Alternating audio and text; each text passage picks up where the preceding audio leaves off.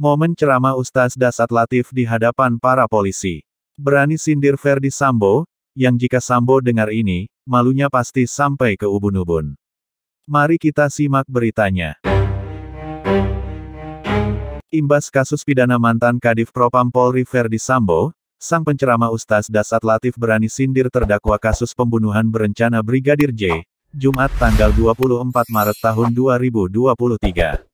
Diketahui, nama Jenderal Bintang 2 Ferdy Sambo jadi perbincangan hangat publik beberapa waktu belakangan ini, terutama ketika kasus pembunuhan berencana Brigadir J menyeruak ke publik.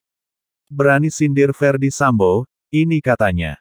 Imbas perlakuan kejam mantan Kadif Propam Polri Ferdy Sambo, penceramah Ustaz Dasat Latif berani sindir terdakwa kasus pembunuhan berencana Brigadir J. Adapun, Ferdy Sambo didakwa bersalah dan Majelis Hakim Pengadilan Negeri PN, Jakarta Selatan yang dipimpin Wahyu Iman Santoso, menjatuhkan vonis hukuman mati terhadap Ferdy Sambo. Ferdy Sambo juga menyeret para anggotanya di Divisi Propam Polri dan terjerat kasus perintangan penyidikan atau obstruction of justice. Di antaranya Hendra Kurniawan, Baikuni Wibowo, Cak Putranto dan lainnya. Ustaz Dasat Latif yang berceramah dengan latar kantor polisi, di hadapan anggota polisi dan sejumlah ibu-ibu. Hanya Ustaz Dasat, kenapa? Karena cara saya tidak menyakiti kalian karena saya cinta kalian karena Allah, ungkapnya. Ustaz Dasat Latif mengungkapkan bahwa seharusnya setiap polisi bersyukur, serta memanfaatkan agar bisa masuk surga Allah. Dengan sedikit menyinggung sosok Ferdy Sambo, yang saat itu masih proses persidangan dalam kasus pembunuhan berencana Brigadir J yang harus diborgol. Kemarin ada kejadian, Jenderal Bintang 2, kalian polisi keliru kalau tidak mengambil pelajaran, dari situ, keliru bodoh. Bayangkan itu Pak Bintang 2 diborgol, itu kenapa? Karena tidak memanfaatkan nikmat yang Allah berikan.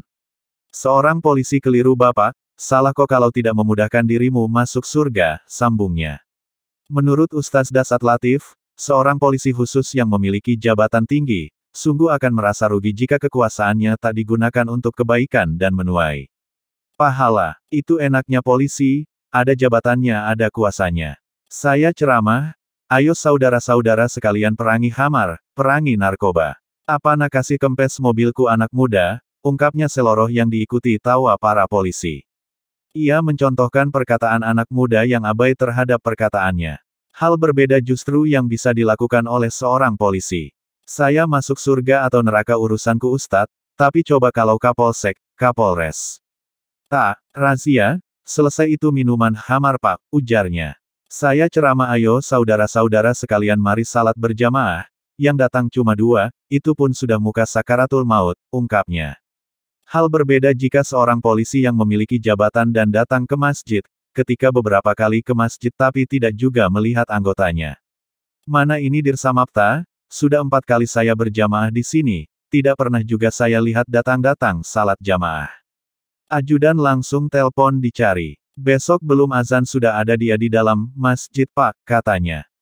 Itulah enaknya punya kekuasaan. Maka keliru seorang polisi kalau tidak memudahkan kalian masuk surga, ibu bapak saudara-saudara sekalian yang saya hormati. Nabi pernah bersabda dalam dirimu terdapat segumpal daging, ada juga ulama menerjemahkan segumpal darah, dalam dirimu semua nih ibu bapak semua nih saya juga terdapat segumpal daging yang apabila segumpal daging itu sehat-sehatlah seluruh anggota tubuhmu, ucap Ustadz Dasat Latif. Tapi jika segumpal daging itu rusak sakit-sakitlah seluruh anggota tubuhmu.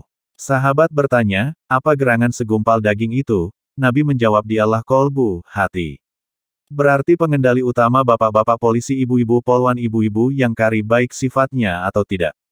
Bagus akhlaknya atau buruk tergantung dari hatinya, isi ceramahnya. Kalau hatinya baik insya Allah jadi komandan akan melindungi. Kalau hatinya sehat tutur katanya bagus kehadirannya dirindukan orang, ungkapnya. Tapi kalau hatinya sakit, pangkat jabatannya tinggi, tapi tidak ada orang di sekelilingnya yang senang. Kalau hatinya sakit jabatannya justru merugikan orang banyak. Kalau hatinya sakit, sambungnya.